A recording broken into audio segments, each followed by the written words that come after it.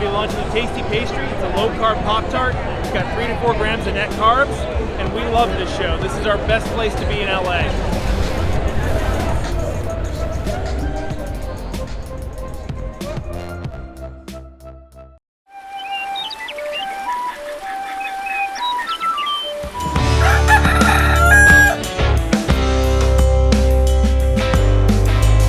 Welcome back to Legendary Foods Muscle in the Morning. I'm Dave Palumbo, and today is Friday, July 22nd, 2022. And let's find out what's going on in the world of bodybuilding and fitness. Well, we're less than 24 hours away from kicking things off at the Chicago Pro, and as always, the lineup out there looks like it's going to be absolutely stacked. But I think if you took a fan poll right now to see who the early favorite is, my guess would be that we'd see Andrea Muzi winning that bad boy by a landslide. For the most part, I think Andrea was someone who a lot of bodybuilding fans had on their radar heading into the season. But now that we've seen him rip off 4 straight top 5 finishes, it seems like people are starting to recognize how dangerous he truly is. 2 or 3 weeks ago, he finished second in Portugal behind Andrea Presti. And depending on who you ask, there are some people who actually had him winning that show. So you'd imagine that he's coming into Chicago, raring to go, so he can finally secure the Olympia qualification that he's been chasing. And if he shows up and does what he's done all year long, which is deliver at the highest level, this might be the weekend that we see him finally seal the deal. If you're a wellness fan, I'm sure that you're probably keeping an eye on what will happen this weekend in Chicago too, because that lineup looks like it's primed to produce plenty of action this weekend in its own right. But here's the thing, regardless of who ends up bringing home the top honors this weekend, they're still going to have a long way to go if they're trying to play catch-up with Francielle Mattos. Even though we still have yet to see the reigning champ of the division set foot on stage this year, everything you hear from people close to her team has been nothing but positive.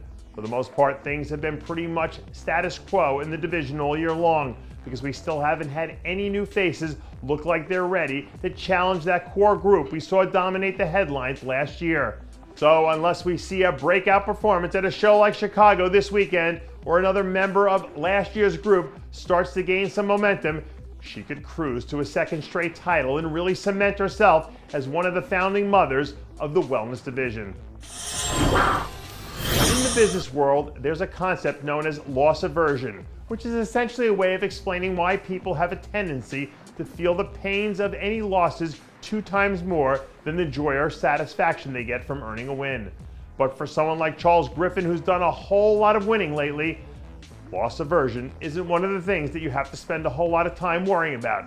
Since he clinched his Olympia qualification with that big win back in the California Pro, Charles has basically gone into full-scale monster mode. Not to mention the fact that he's also been pretty vocal about wanting to show the world why his name deserves to be mentioned along some of the same conversations as the other elite athletes in the open class.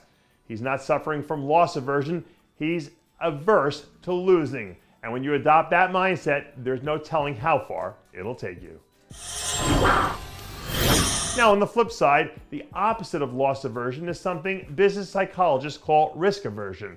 And people who are risk averse are actually less likely to play it safe because in their minds, the rewards almost always outweigh the risks. And judging by the way he's attacked his return to the stage so far this year, it's probably a safe bet to say that Sadik Hadzovic believes that the juice is worth the squeeze.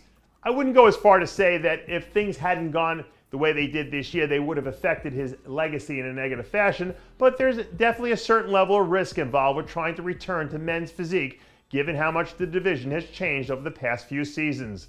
Things could have gone in a complete opposite direction, which probably would have been a huge disappointment no matter which way you try to spin it. So the fact that he was able to tune that out, focus on the upside, and do what he's done up to this point should tell you a lot about his relationship with risk and reward. And once you're able to drown out all of that noise and get a little bit of momentum working in your favor, a person's risk-averse nature only becomes magnified, which makes them even more dangerous when the pressure is on. And that does it for yet another edition of Muscle in the Morning. I'm Dave Palumbo, reminding you to always be true to your passions and make sure to follow us on Facebook, Twitter, and Instagram.